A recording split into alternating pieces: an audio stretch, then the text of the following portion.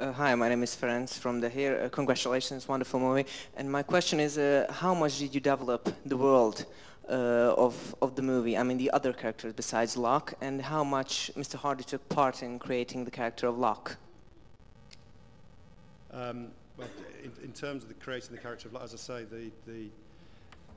all of the visual aspects and who he is came from Tom. You know, there's the words, but who that person was, and I think the Welshness works so beautifully, and all of that other stuff. Sorry, what was the first part again? How much did you develop the world besides the character of Locke? I mean, the characters, you know, the wife, the kids, their background.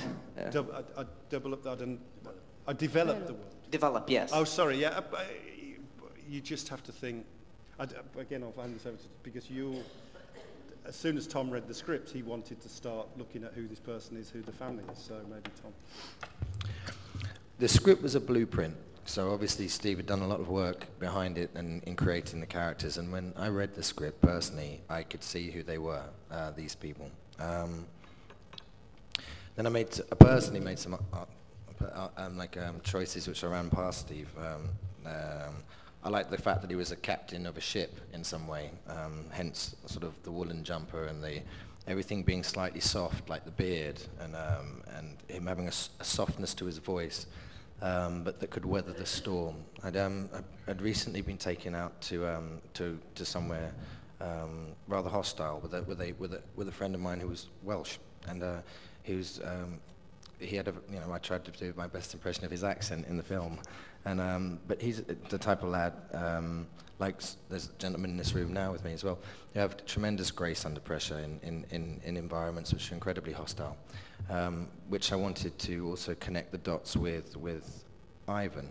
Though his world was concrete and buildings, there was something very down to earth and solid about him. So everything was in the case file, meaning the script, and I think that all the characters are thoroughly fleshed out already for any actor to come and put on top, rather instinctively, choices.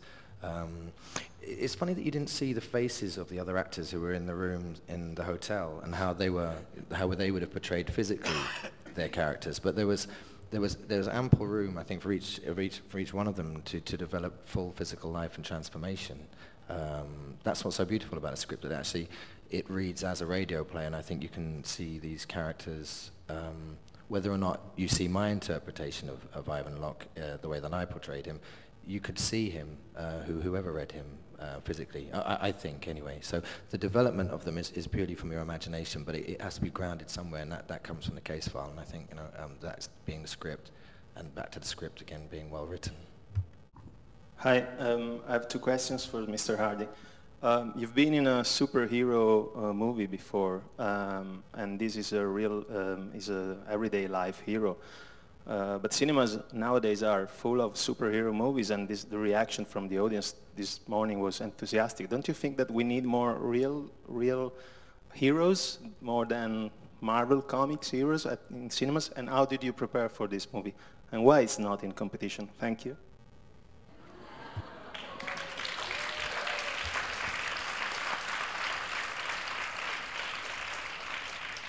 Thank you for saying that. I think there's a difference between, because it's sort of a political question in some ways. It's like there's a difference between movies and then the art of craft and creating screenplays and storytelling and character work and acting and all the other side of the fence, that which turns cash over and that which doesn't, and it is a shame. Largely, artists are sort of in the back room or in theatres or in works in progress that don't get to see the light of day. Yes, I do think we should see a lot more quality work. That's not to say that there isn't a place in the world for superheroes. I think that's also equally as important. But my preference is obviously the work, and which I enjoy. And something like Locke is, for me, and everyone else involved, I think, is a great workout, and certainly what we would do if we weren't getting, well, I would anyway, certainly what I'd be doing if I wasn't getting paid to do superhero movies as well, which I equally enjoy, which have their own challenges as an actor. They're just very different mediums, and I think it depends on what the audience wants and what the artist wants to do themselves. And there's plenty of time to create in isolation if you have to. It's a shame that you don't see it more in the cinema, though. And thank you for saying we should be in competition.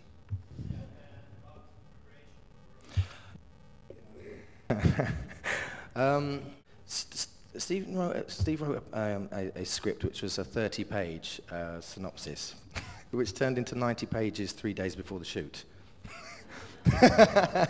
So the preparation was sort of panic, really. and then I decided to be Fireman Sam as well, because I went on a trip to meet some friends with a friend of mine who's Welsh, and I did my best impression of him I could, because I thought it was befitting with the character. We sat around the table for a week, that's a lie, and we read over and over the script, much in the same way that one would do a theatre, sort of sit down or a table read for a week with the actors. The standard sort of action activities, beats and unit work, really basic script analysis, and then I think we really had to just get the thing shot within 5 days. And am I allowed to say I didn't know the lines? Am I allowed to say that? Should we tell them that or not? Well, absolutely, Right, I read the whole thing off an auto cue, so I didn't know the lines. So the whole thing is me reading, which I thought was really exciting as well, because I've never done a film whereby I didn't know what I was doing at all. And the fact was that we, in the truest sense of an artist, which I believe Steve is, and with the highest compliment behind the production as well, is to take a gamble on something which is, in an experimental way, to say, look, I think we can make a movie or a film, a screenplay happen in a very short space of time, in a way that one would have a shotgun wedding. We've got a baby, so we better get married. It's like, we've got a script, so we've got to shoot it. We've got next week, let's do it, and we did, and this is what happened. And I think it's like a home delivery. Yeah, it was a home delivery, really, and I think that really adds to the flavour of it, and also what can be done in a very short space of time with the right people. When you put a good team together, I think anything's possible. And a question for Mr. Hardy. We saw a sign of help for heroes. I know you're a great supporter of that. Did it also have a symbolic meaning? Yeah, it's help for heroes. It's for the character Locke. Yeah, a little. I mean, it was a little. It's ironic. It was, yeah, and also the lifeboat as well. If the lifeboat charity is in there too, and the Prince's Trust. So. Those are the three that we used, didn't we? Yeah. Because it's almost like Locke is in a lifeboat. Anyone can steer the ship in the calm. When it's stormy, it's very hard to hold the ship steady. Was the idea of the lifeboat, wasn't it? Help for Heroes is obviously a charity that I'm involved with, and it seemed to ring true that Ivan Locke is what we call is the greatest man in England, isn't he? Yes. So there was a connection there for us, for me certainly as a character, and the Prince's Trust do work with a lot in emplacing kids in plastering and building and various schemes in order to get them back into the workplace. So they were linked in character, but also connected closely to me as well. Yes, but that's what you do, don't you, when you put characters together? I mean, I'd like to add that the Locke character, the beard, the Welshness, the knitwear, the ordinariness, the stickers, that was all from Tom. That's what Tom felt. That wasn't on the page at all. That was how Tom felt this person would be, and that's how it came to life, I think.